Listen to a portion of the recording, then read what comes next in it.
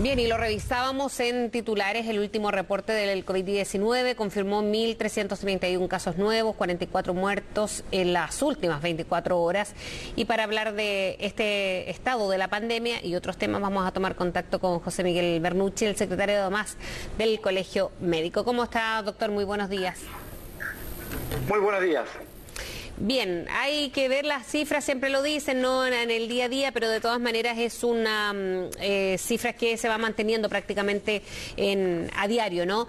Hay comunas que salen, aquí en la región metropolitana 5. ¿Cómo ve estos pasos de avance más en apertura de las fronteras en algunas circunstancias con los niveles que se ven de igual manera? No, la verdad que durante las últimas semanas nos hemos mantenido con esta característica endemia alta.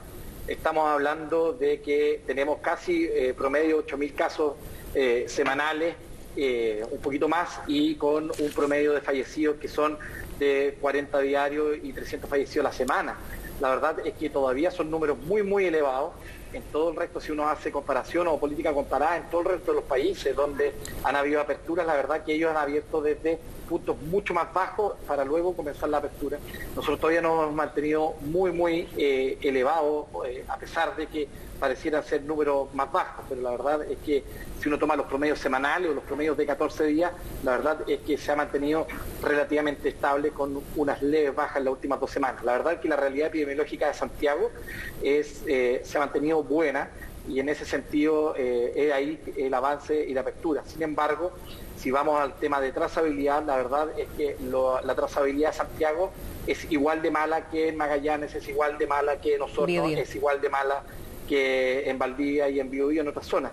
Así que efectivamente la verdad es que a pesar de que la realidad epidemiológica actual nos permite seguir avanzando, no tenemos este cinturón de seguridad que es una trazabilidad adecuada. ¿Y cómo lo proyecta entonces, doctor, con lo que yo le decía al inicio de estas medidas que se van anunciando de mayor apertura, ahora a una fase siguiente, la 4, 5 regiones de la región, comunas de la región metropolitana, pero con la preocupación permanente de ahora, por ejemplo, abrir fronteras, ¿no? Y permitir ya que personas vengan del exterior?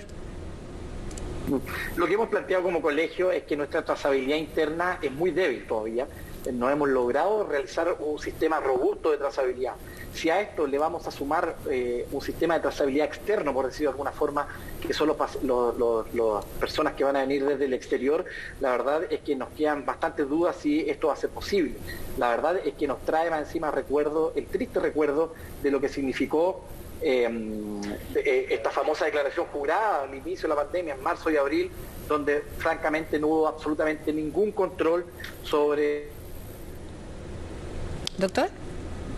Ahí hay algunas dificultades técnicas para seguir conversando con el doctor José Miguel Bernucci, secretario general del Colegio Médico, a propósito de la baja trazabilidad, decía él, que es lo que todavía falla, más allá de las reaperturas. Doctor, ahora sí nos escucha, porque la preocupación también se concentra en el sur. Mencionaba usted varias regiones, pero por ejemplo lo que se ve en el Biobío, por poner alguna, porque la región de Magallanes ha ido en una leve baja, pero siempre manteniéndose en casos preocupantes. ¿Qué pasa con el Biobío, por ejemplo, o Osorno? Comenzaron las medidas de reapertura muy rápido en Osorno, por ejemplo. Y más que la reapertura más rápido, menos rápido, lo que no tenemos es el freno al aumento de casos. Lo que nos falta es justamente ese freno, y el freno se llama trazabilidad.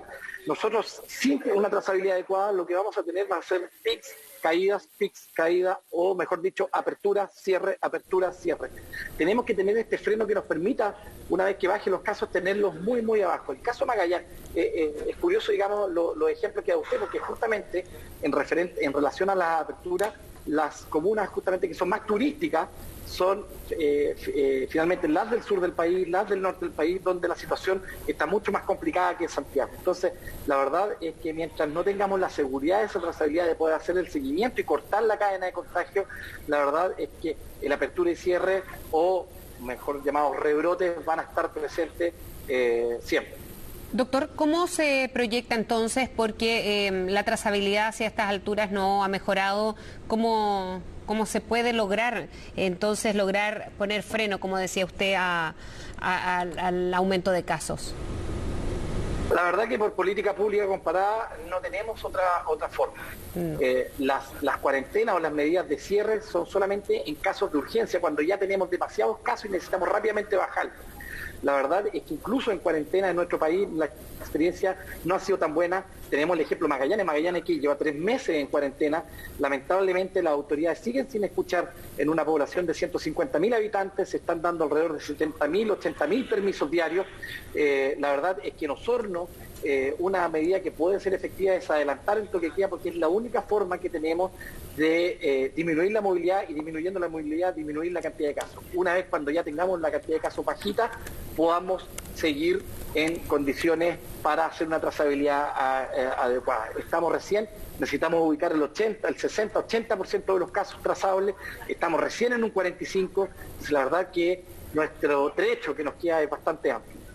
¿Qué es lo que pasa, por ejemplo, en la región metropolitana, donde va influyendo en la estación en la que estamos, cree usted? Porque hay mayor apertura, y ya lo hemos dicho también, se reabren a partir del próximo lunes, pero los casos se mantienen relativamente estables. Aún así, preocupa menos, al parecer, que la zona sur.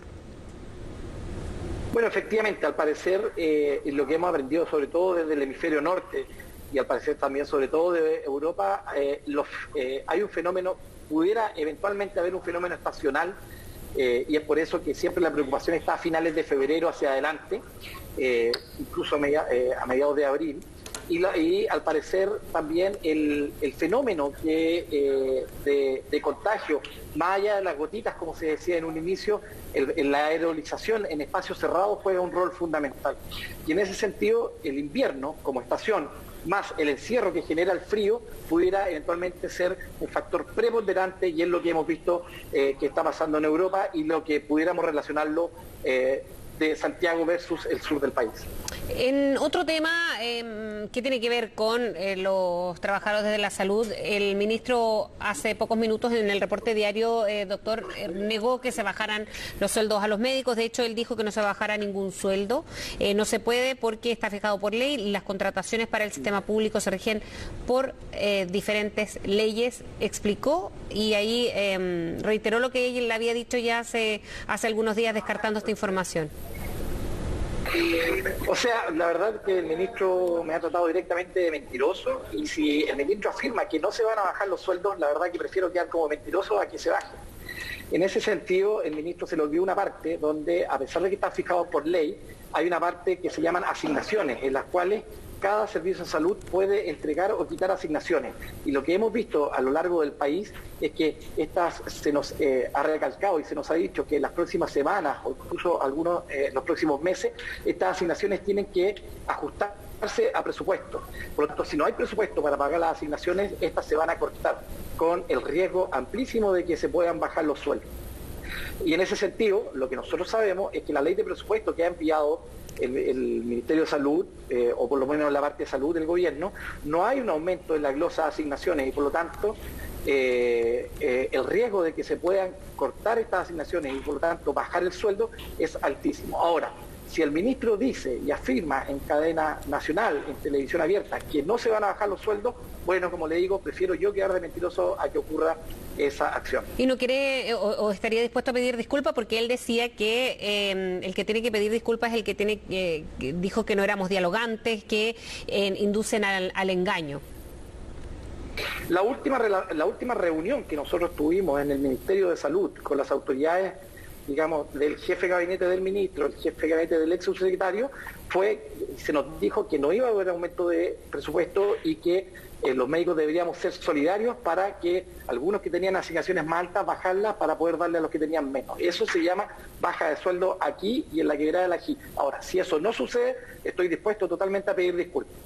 Bien, doctor, nos vamos a quedar entonces bien atentos a lo que pasa con eso. Que esté muy bien, que tenga buen día y buena semana también. Igualmente para ustedes. Bien, avanzamos en otras noticias cuando son las 12 del día con 14.